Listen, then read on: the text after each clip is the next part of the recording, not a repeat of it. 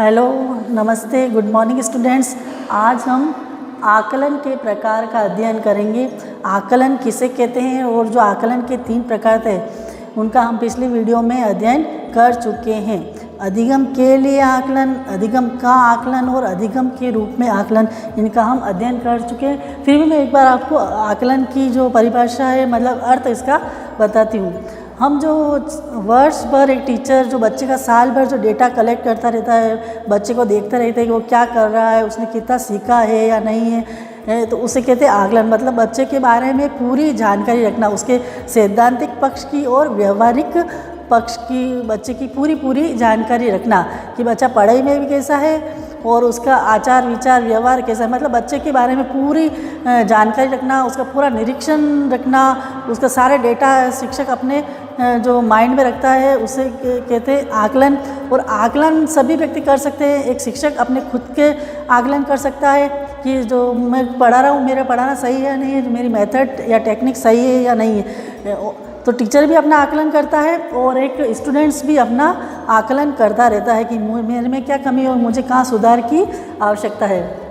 तो सबसे फर्स्ट है रचनात्मक आकलन, फॉर्मेटिव असेसमेंट। इसको संरचनात्मक आकलन भी कहते हैं। ये कक्षा शिक्षण प्रक्रिया के दौरान किया जाता है। जब कक्षा में अध्यापक पढ़ा रहता है तो बच्चों को देखता रहता है कि बच्चा ये कार्य सही कर रहा है नहीं कर रहा है। तो अगर नहीं कर रहा था तो एट ए टाइम जो शिक्षक अपनी जो मेथड और टेक्निक चेंज कर लेता है उसे रचनात्मक आकलन कहते हैं।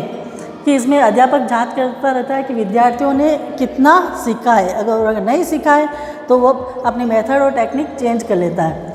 इसमें छात्र और शिक्षक दोनों के लिए गुणात्मक प्रक्रिया होती है। इसमें छात्र और शिक्षक दोनों के लिए गुणात्मक प्रक्रिया होती है। मतलब इसमें अध्यापक भी अपने स्वयं का आकलन करता है तो कहाँ क्या कमी है तो खुद अपने को सुधार लेता है, और एक स्टूडेंट्स भी अपना आकलन करता रहता है कि मेरे में क्या कमी है या मुझे कैसे सीखना है। तो दोनों ही अपने को देखते रहते हैं और अपने जो कार्य में सुधार करते रहते हैं।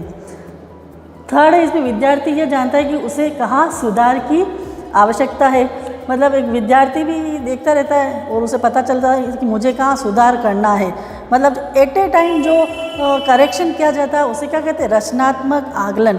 एक टीचिंग प्रोसेस के दौरान शिक्षक भी अपना आकलन करता है और स्टूडेंट्स भी अपना आकलन करता है। ये कक्षा शिक्षण प्रक्रिया का हिस्सा है। मतलब जो कक्षा शिक्षण प्रक्रिया का हिस्सा, मतलब जो कक्षा में जब पढ़ाई चल रही होती है तो पढ़ाई के साथ साथ ही उसमें सुधार करना रचनात्मक आकलन कहलाता है। इसमें विद्यार्थी अपने अनुभव द्वारा गलतियों को सुधारते हैं। मतलब इसमें शिक्षक छात्रों को कहता है कार्य करने के लिए, और टीचर स्टूडेंट्स को अपनी गलती का एहसास हो जाता है और वो उसमें सुधार कर लेते हैं। फिर है कि शिक्षक कक्षा शिक्षण प्रक्रिया में विभिन्न गतिविधियों द्वारा छात्रों का आकलन करता है। एक शिक्षक जो होता है बच्चों को विभिन्न कई तरह की एक्टिविटी देता है, जैसे उसे वर्कशीट बनाने को दे दिए, प्रोजेक्ट बनाने को दे दिए, कुछ याद करने को दे दिए, और उस कार्य से उसका आकलन करता है कि बच्चे इसे कैसे सीख पा रहे हैं या नहीं पा रहे हैं, और अगर सीख नहीं पा रहे हैं तो वो उसमें अपने टीचिंग प्रोसेस में सुधार कर देता है। और ये पाठ के बीच में किया जाता है। मतलब कि जो एक टीचर बच्चे को पढ़ा रहता है तो उसी समय वो करता रहता है, ये बाद में नहीं किया जाता, एट ए टाइम किया जाता है। वो कहलाता है रचनात्मक आकलन कहलाता है। और रचनात्मक आकलन एक प्रकार से होता है अधिगम के लिए आकलन, असेसमेंट फॉर लर्निंग, जो हम पहले अध्ययन कर चुके हैं। असेसमेंट फॉर लर्निंग का एक भाग होता है ये रचनात्मक आकलन। तो रचनात्मक आकलन से यही तात्पर्य है कि जो कक्षा शिक्षण प्रक्रिया में जो शिक्षक पढ़ाते जो देखता है गलती वगैरह तो उसे उसी वक्त सुधारना रचनात्मक आकलन कहलाता है। और इसमें शिक्षक और विद्यार्थी दोनों ही अपना आकलन करते रहते हैं और अपनी कमियों को सुधारते रहते हैं। फिर दूसरा है योगात्मक आकलन, सम्मेटिव असेसमेंट।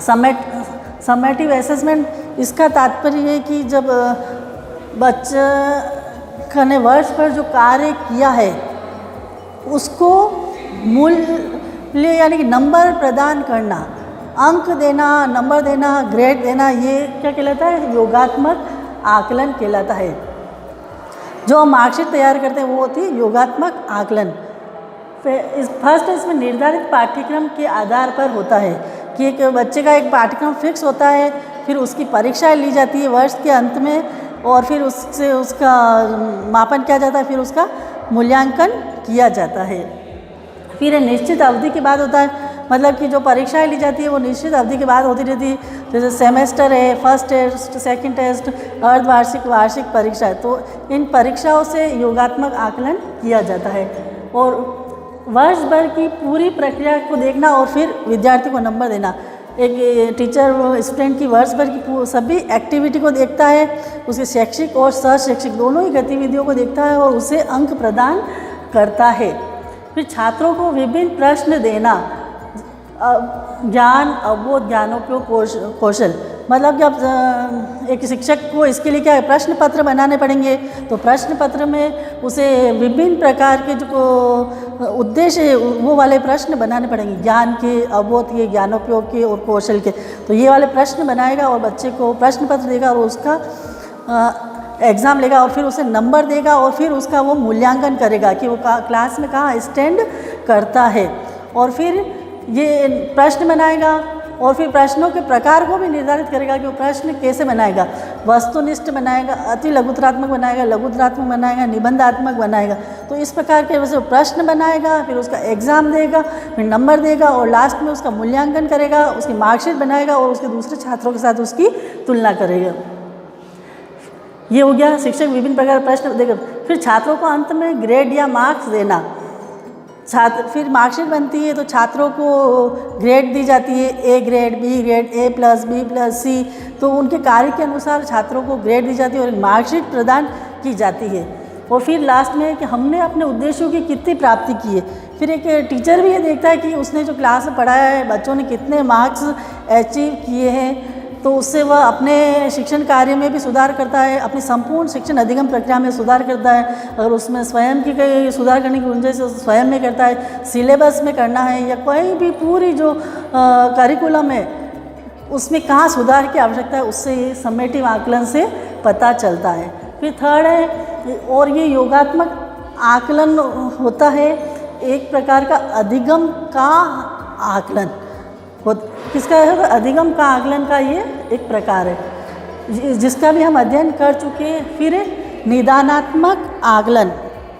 निदानात्मक आकलन से आप समझते हैं, निदान मतलब डायग्नोस्टिक असेसमेंट। डायग्नोस्टिक शब्द से हम समझ रहे हैं कि निदान करना मतलब समस्याओं का पता लगाना, विद्यार्थियों को कहाँ समस्याएं हो रही है उसका पता लगाना, वो निदानात्मक आकलन कहलाता है। जैसे फर्स्ट है छात्रों की कठिनाई स्तर का पता लगाना कि छात्रों को कहाँ कठिनाई हो रही है, उसके जो मतलब सिलेबस ज़्यादा बड़ा तो नहीं है, या टीचर जो मेथड टेक्निक अपना रहा है वो अच्छा है या नहीं है, या बच्चों की कोई पर्सनल प्रॉब्लम है, उनके घर परिवार उनकी कोई सी भी पर्सनल प्रॉब्लम हो सकती है। तो बच्चों का पूरा ध्यान रखना, उनकी हर प्रकार की समस्याओं का पता लगाना वो कहलाता है निदानात्मक आकलन। चाहे जो विद्यालय में समस्याएं हो रही हो, चाहे उसको घर पर कोई समस्याएं हो रही, तो उन दोनों ही प्रकार सभी समस्याओं को पता लगाकर उसका निदान करना, वो समस्या को पता लगाना और फिर उसका समाधान करना। और भी छात्रों के असफलता के कारण को जानना, वो एक कि छात्र असफल क्यों हो रहा है, वो शैक्षिक हो चाहे सशैक्षिक हो, या क्लास में वो एडजस्ट क्यों नहीं हो पा रहा है, वो दूसरों दोस्तों से क्यों नहीं घुल मिल पा रहा है, वो याद क्यों नहीं कर पा रहा है, जो भी उसे जिस भी तरह की समस्या आती है उसका छात्रों का पता लगाना, तो वो कहलाता है निदानात्मक आकलन। फिर समस्याओं का निदान करना, फिर टीचर इतना उसको पूरा उसका बच्चे का निरीक्षण करता है तो उस स्टूडेंट की समस्याओं का भी पता चल जाता है टीचर को, और वो उन समस्याओं का निदान करके फिर उसका वह उपचार करता है। तो ये तीनों प्रकार के हमने आज आकलन के प्रकार पढ़े हैं। धन्यवाद।